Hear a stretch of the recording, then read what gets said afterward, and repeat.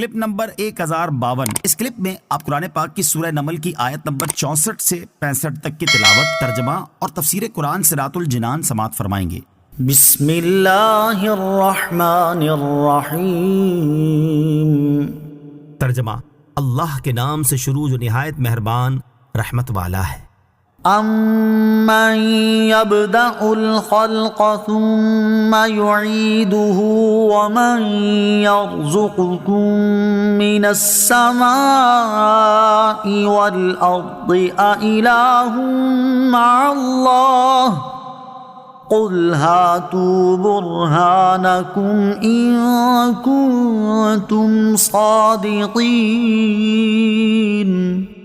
ترجمہ: یا وہ بہتر ہے جو خلق کی ابتدا فرماتا ہے پھر اسے دوبارہ بنائے گا، اور وہ جو تمہیں آسمانوں اور زمین سے روزی دیتا ہے، کیا اللہ کے ساتھ کوئی اور معبود ہے؟ تم فرماؤ اپنی دلیل لاؤ اگر تم سچے ہو۔ امن یبدأ الخلق،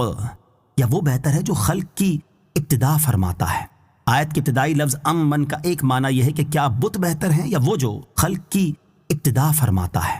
دوسرا معنی یہ ہے کہ مشرکین جنہیں اللہ تعالیٰ کا شریک ٹھہراتے ہیں وہ ہرگز بہتر نہیں بلکہ وہ بہتر ہے جو مخلوق کو بغیر کسی مثال کے ابتداً پیدا فرماتا ہے، پھر مخلوق کی موت کے بعد اسے دوبارہ بنائے گا۔ کفار اگرچہ موت کے بعد زندہ کیے جانے کا اقرار اور اعتراف نہیں کرتے تھے، اس کے باوجود ان کے سامنے اللہ تعالیٰ کے دوبارہ زندہ کرنے پر قادر ہونے والی دلیل اس لیے بیان کی گئی کہ جب وہ دوبارہ زندہ کیے جانے پر ناقابل تردید دلائل قائم ہیں تو ان کا اقرار نہ کرنا کچھ بھی قابل لحاظ نہیں، بلکہ جب کفار ابتدائی پیدائش کے قائل ہیں تو انہیں دوبارہ پیدا کیے جانے کا قائل ہونا پڑے گا، کیونکہ ابتدائی پیدائش دوبارہ پیدا کیے جانے کی انتہائی مضبوط دلیل ہے، تو اب ان کے لیے اس سے عذر و انکار کی کوئی جگہ باقی نہیں رہی۔ مزید ارشاد فرمائے کہ اور وہ جو تمہیں آسمانوں سے بارش کے ذریعے اور زمین سے نباتات کے ذریعے روزی دیتا ہے، کیا اللہ تعالیٰ کے ساتھ کوئی اور معبود ہے جس نے یہ کام کیے ہوں؟ ہرگز اس کے ساتھ کوئی اور معبود نہیں ہے۔ اے حبیب علیہ الصلوۃ والسلام، آپ ان سے فرما دیں اگر تم اپنے اس دعوے میں کہ اللہ تعالیٰ کے سوا اور بھی معبود ہیں سچے ہو تو بتاؤ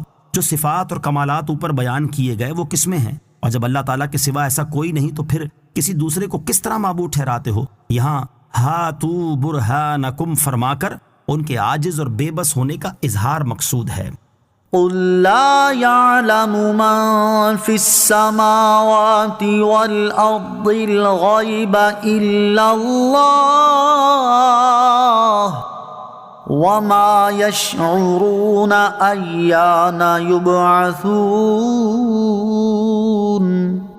ترجمہ: تم فرماؤ اللہ کے سوا آسمانوں اور زمین میں کوئی غیب نہیں جانتا اور لوگ نہیں جانتے کہ انہیں کب اٹھایا جائے گا۔ قل، تم فرماؤ۔ اس آیت کا شان نزول یہ ہے کہ مشرکین نے رسول کریم صلی اللہ تعالیٰ علیہ وآلہ وسلم سے قیامت کے آنے کا وقت دریافت کیا تھا۔ ان کے بارے میں یہ آیت نازل ہوئی اور آیت کا معنی یہ ہے کہ صرف اللہ تعالیٰ ہی غیب جانتا ہے، اس کے علاوہ اور کوئی غیب نہیں جانتا، اور قیامت قائم ہونے کا وقت بھی اسے ہی معلوم ہے، اور آسمانوں میں جتنے فرشتے ہیں اور زمین میں جتنے انسان ہیں وہ نہیں جانتے کہ انہیں دوبارہ کب اٹھایا جائے گا۔ غیب کا علم اللہ تعالیٰ کے ساتھ خاص ہونے سے متعلق اہم کلام۔ اس آیت میں اور اس کے علاوہ کئی آیات میں غیب کے علم کو اللہ تعالیٰ کے ساتھ خاص کیا گیا ہے اور اللہ تعالیٰ کے علاوہ سے علم غیب کی نفی کی گئی ہے۔ اسی مناسبت سے یہاں ہم علم غیب سے متعلق ایک خلاصہ ذکر کرتے ہیں تاکہ وہ آیات، احادیث اور اقوال علماء جن میں اللہ تعالیٰ کے علاوہ دوسروں سے علم غیب کی نفی کی گئی ہے ان کا اصل مفہوم واضح ہو اور علم غیب سے متعلق اہل حق کے اصل عقیدے کی وضاحت ہو۔ چنانچہ اعلیٰ حضرت امام احمد رضا خان رحمۃ اللہ تعالی فرماتے ہیں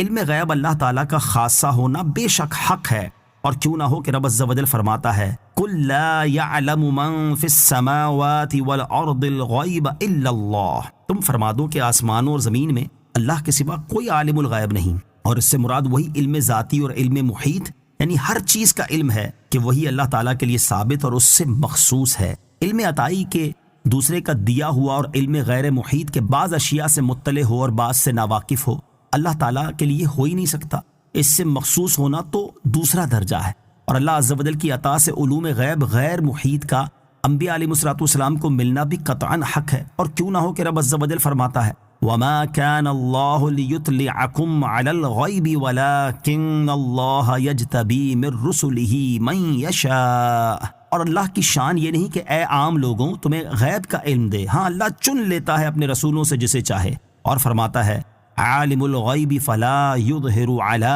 غیبہ احدا، الا من ارتضی من رسول، اللہ عالم الغیب ہے تو اپنے غیب پر کسی کو مسلط نہیں کرتا سوا اپنے پسندیدہ رسولوں کے، اور فرماتا ہے وما هو علی الغیب بضنین، یہ نبی غیب کے بتانے میں بخیل نہیں، اور فرماتا ہے ذالک من انباء الغیب نوحیہ الیک، یعنی اے نبی یہ غیب کی باتیں ہم تم کو مخفی طور پر بتاتے ہیں۔ حتیٰ کہ مسلمانوں کو فرماتا ہے یؤمنون بالغیب، غیب پر ایمان لاتے ہیں۔ ایمان تصدیق کا نام ہے اور تصدیق علم ہے، تو جس شے کا اصلاً علم ہی نہ ہو تو اس پر ایمان لانا کیوں کر ممکن؟ لہذا ثابت ہوا کہ مسلمانوں کو غیب کا علم حاصل ہے۔ تفسیر کبیر میں ہے لا يمتنع ان نكون نعلم من الغیب ما لنا علیہ دلیل، یہ کہنا کچھ منع نہیں کہ ہم کو اس غیب کا علم ہے جس میں ہمارے لیے دلیل ہے۔ نسیم الریاض میں ہے لم یکلفنا اللہ الایمان بالغیب الا وقد فتح لنا باب غیبہ، ہمیں اللہ تعالیٰ نے ایمان بالغیب کا جبھی حکم دیا ہے کہ اپنے غیب کا دروازہ ہمارے لیے کھول دیا ہے۔ علم غیب سے متعلق تفصیلی معلومات کے لیے اعلیٰ حضرت رحمۃ اللہ تعالی کی کتاب الدولۃ المکیہ بالمادۃ الغیبیہ،